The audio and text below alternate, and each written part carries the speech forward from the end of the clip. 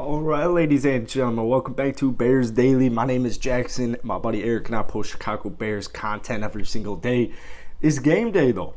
It's game day, man. So I want to actually start going live for these games while I'm still living in Chicago and in the state of Illinois.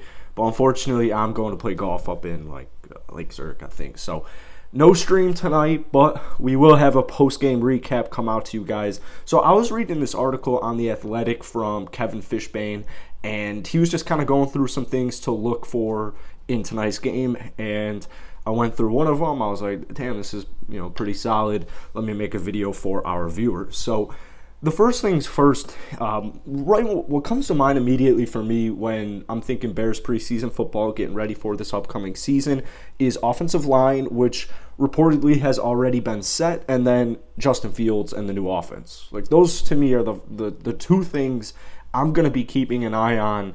I mean, for a good majority of the season, is this Bears offense. The Bears defense entices me 100%, more so the Bears secondary. I am curious to see how guys like Nicholas Morrow look, but this is more regular season stuff. Hopefully these young kids get a little bit of run tonight, but not too much run, because in preseason, man, a whole team's roster, a whole entire team, guys, is going to be decimated because of, you're going to have a team, to put this in a non-confusing way, because that's what I was getting towards, is you're going to have a team in this preseason get so badly injured or something isn't going to go their way. They're going to lose one critical guy. They're going to lose two critical guys. Something's going to happen that's going to disqualify them for the entire season. It happens every single year.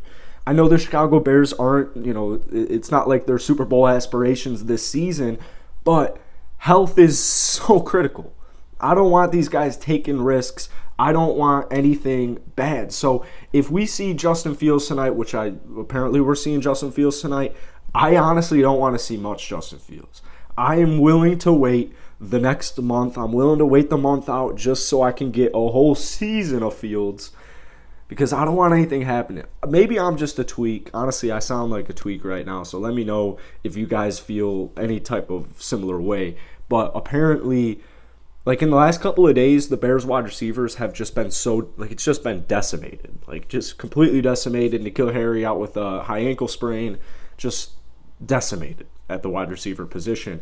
And apparently Justin Fields has been having some of his best practice days the last few days. Apparently he's just cooking, and he's just maneuvering right now with what he has. And so that's really reassuring. That's really promising. So I can't wait to hopefully get a little bit of a taste of that tonight.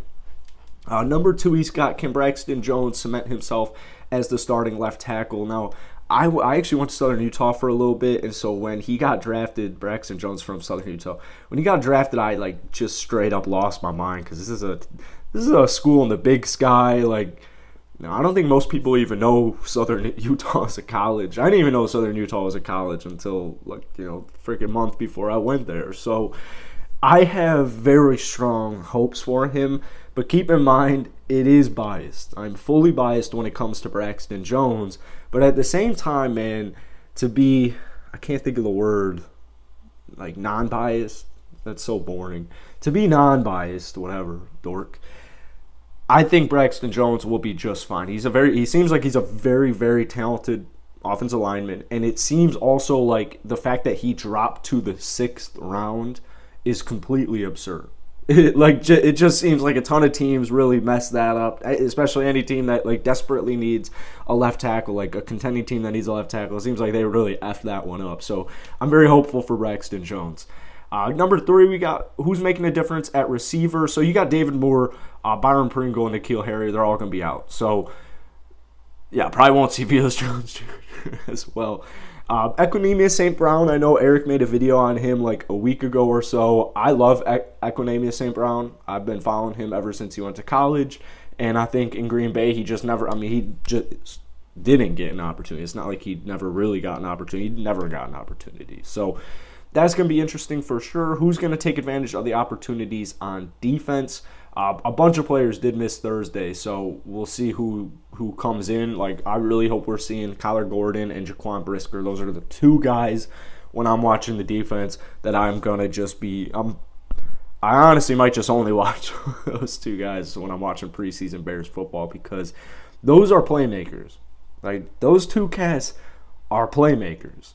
And that's what you need on defense. You need playmakers. I love the fact that Charles Tillman sat both of those two cats down and is like, all right, this is how you get turnovers. Just mentoring them. I love the fact that you got guys like Brian Urlacher. You have these bad boys Chicago Bears that came in over camp, came in over the summer, and just offered guidance, offered mentorship, answered questions, whatever the case was.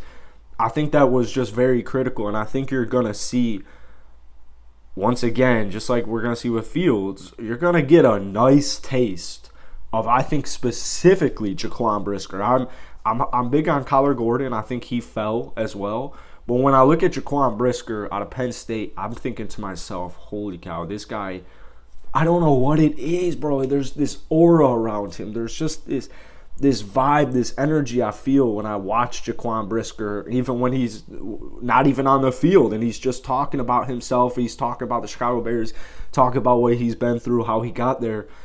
It gets me amped up. I'm like genuinely sitting here thinking Jaquan Brisker is gonna be like a Hall of Famer, or Hall of Famer safety. I know he's still rookie, but like that's my hot take. If I had to make a hot take right now, it would be Jaquan Brisker is making the Hall of Fame.